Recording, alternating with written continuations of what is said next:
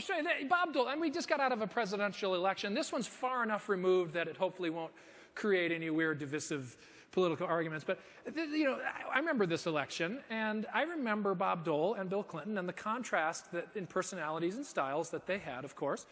And Bob Dole played it right down the line, very, in terms of his personality, or maybe not down the line, maybe just boring, just flat out, just had that monotone voice the whole time. He's the war vet with the hurt arm, and he just takes everything very seriously. He's really trying to create a contrast between everything that had happened with Clinton and his personal life and things like that. And so he figured that's probably a safe bet. The problem is that he lost the election. It wasn't a total landslide, but after he lost, did you see him on like Letterman or Leno or Saturday Night Live? And were you as impressed as I was by his sense of humor? I didn't know he actually had one in there. But I saw him on Letterman or Leno, one of them, and I was genuinely moved to laughter. It was a self-effacing, self-deprecating. You always have to be careful when you say self-effacing or self-deprecating, and not to mix them. I did that once on stage, and it became self-defecating. Yeah, I don't want to go into that area, but I'm just saying, very, very touching stuff. But Bob made me laugh. And I thought to myself, he was even in an ED commercial, for heaven's sakes, after the election. Do you remember that? He's like in a sweater, walking down the beach. This arm isn't the only, whatever. I don't know, but anyway.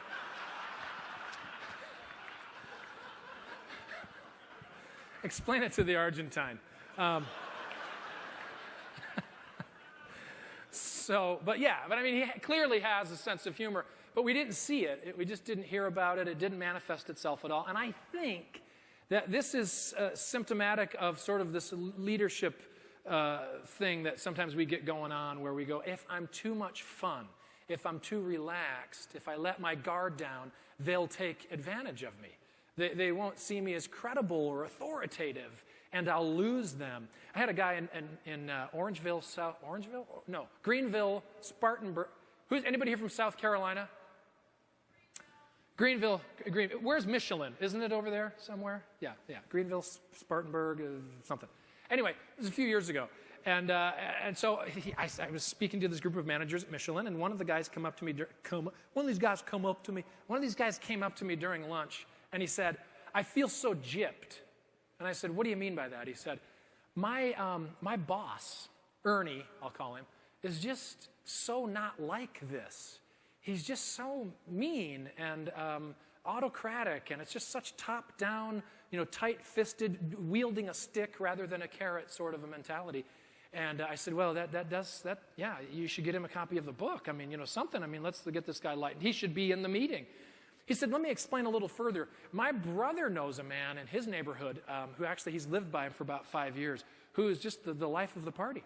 If there's a barbecue in the neighborhood, none of the guys will go unless this guy is there, because he tells such great stories.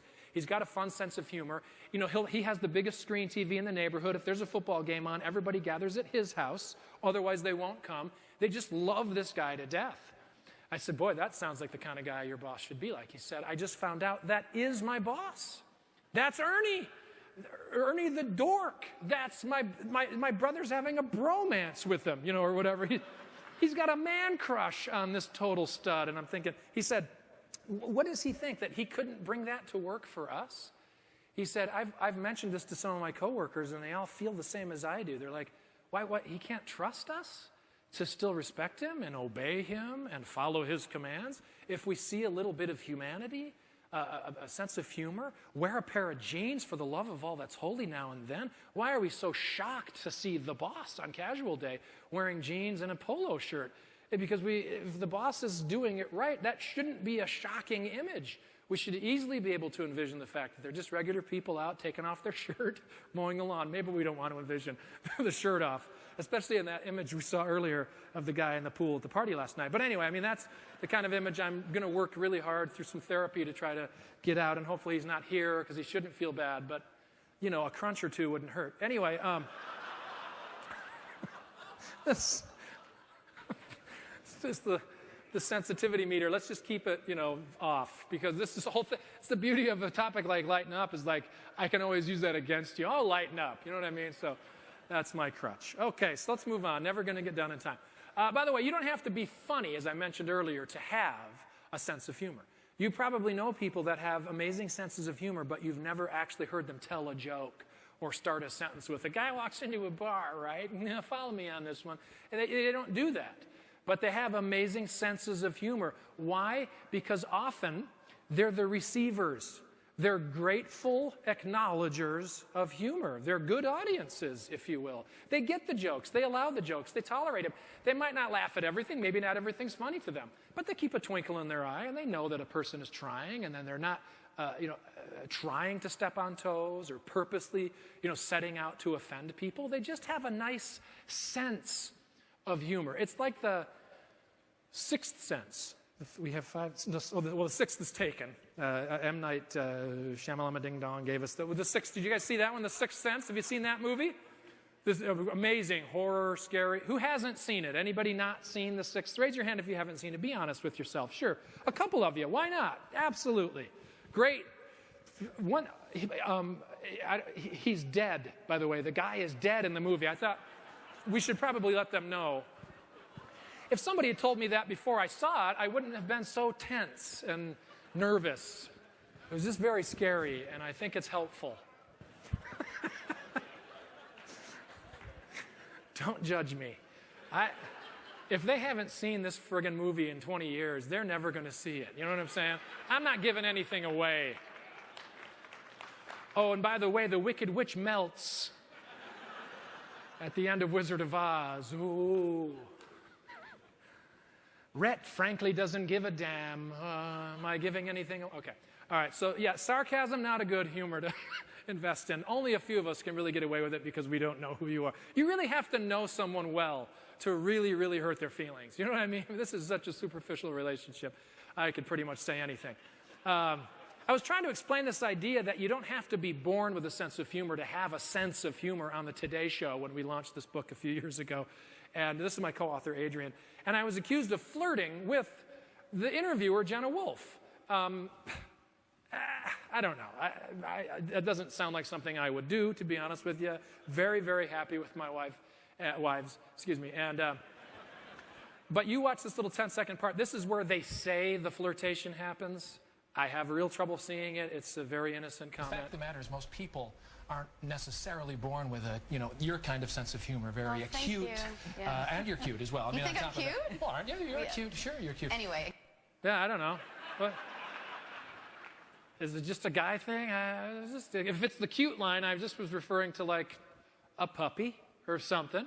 The fact of the matter is I don't care what anyone else thinks. I care what my wife thinks, and she swore up and down she was fine with it. And that's what she... So as we move forward, let's just all remember and keep this in our minds and hearts that it pays to act appropriately with women who aren't my wife. Just had to put that in. And to lighten up. So it's all very, very good. So percent of employees who are planning to stay another year who ranked their boss's sense... Let's give away a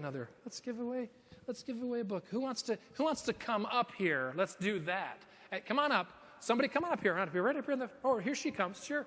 Just come stand right over here. Right up here by me, just so I can hand it to you if you get this right. What's your name? Debbie. This is Debbie, everyone. Debbie, where are you from? New York State. She's from New York State. Western. Well, that makes it so much better. Okay. Percent of employees planning to stay another year who ranked their boss's sense of humor highest. Take a crack at the percentage.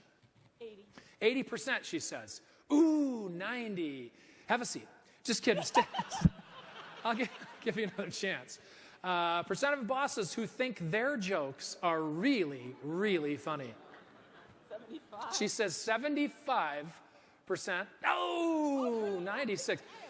You're fine. Let's give you some second chances here. So what I'm going to do is I'm going to give you like a 5% sliding window of mercy, either direction of your answer, okay? Percent of employees who agree that their boss's sense of jokes are really, really funny. 100. She says 100% of employees agree. I'm getting lower. Let's turn this into The Price is Right. Lower. With 5% on either side of your... 10. She says 10. Oh, she got help from Kurt up front. Hey, Kurt Weasler. Thank you. 3. Oh, Kurt sucks too. Wait. One more shot at it. Don't go anywhere. Percent of employees who agree when their boss is the one conducting the survey. That's where it should be 100. There's where she says it should be 100. How about a hand right there for Debbie? Congratulations. Take the book. 98%. Nice work. Thank you so much.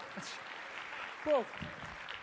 It's a learning process. She's just taking out her license to learn. Yeah.